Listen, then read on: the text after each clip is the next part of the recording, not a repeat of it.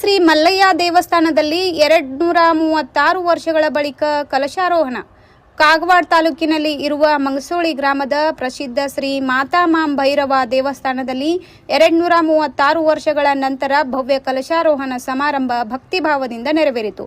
ಗ್ರಾಮದ ಭಕ್ತರು, ಗಣ್ಯರು ಹಾಗೂ ದೇವಸ್ಥಾನದ ಟ್ರಸ್ಟ್ ಸದಸ್ಯರ ಸಾನ್ನಿಧ್ಯದಲ್ಲಿ ಈ ಮಹೋತ್ಸವ ಅತ್ಯಂತ ವೈಭವದಿಂದ ನಡೆಯಿತು. ಬೆಳಗಿನಿಂದಲೇ ಧಾರ್ಮಿಕ ಕಾರ್ಯಕ್ರಮಗಳು, ಪೂಜೆಗಳು ಹಾಗೂ ವಿಶೇಷ ವಿಧಿವಿಧಾನಗಳು ನೆರವೇರಿದವು. ಮಧ್ಯಾಹ್ನದ ವೇಳೆಗೆ ಭಕ್ತರ ಸಮೂಹದ ನಡುವೆ ಕಲಶಾರೋಹಣ ಕಾರ್ಯಕ್ರಮ ಸಂಪನ್ನವಾಯಿತು. ಈ ದೇವಸ್ಥಾನವು ಸುಮಾರು 1200 ವರ್ಷಗಳ ಇತಿಹಾಸ ಹೊಂದಿದ್ದು, ಮಂಗಸೂಳಿ ಗ್ರಾಮದ ಪ್ರಮುಖ ಧಾರ್ಮಿಕ ಕೇಂದ್ರವಾಗಿ ಗುರುತಿಸಿಕೊಂಡಿದೆ.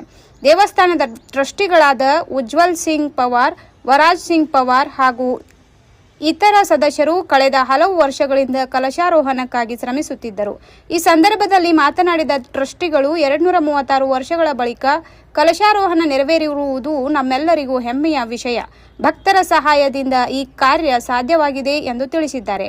ಈ ಸಮಾರಂಭದಲ್ಲಿ ಶಾಸಕರು, ಧಾರ್ಮಿಕರು, ಮುಖಂಡರು ಹಾಗೂ ಸಾವಿರಾರು ಭಕ್ತರು ಭಾಗವಹಿಸಿದ್ದರು. ಕರ್ನಾಟಕ ಹಾಗೂ ಮಹಾರಾಷ್ಟ್ರದಿಂದಲೂ ಅನೇಕ ಭಕ್ತರು ಆಗಮಿಸಿ ದೇವರ ದರ್ಶನ ಪಡೆದರು. ಪುರಾಣಗಳ ಪ್ರಕಾರ ಈ ಕ್ಷೇತ್ರದಲ್ಲಿ ಶಿವನು ಮಾತಾಮಾಂ ಭೈರವ ರೂಪದಲ್ಲಿ ಪ್ರತ್ಯಕ್ಷನಾದನು ಎಂದು ನಂಬಿಕೆ ಇದೆ.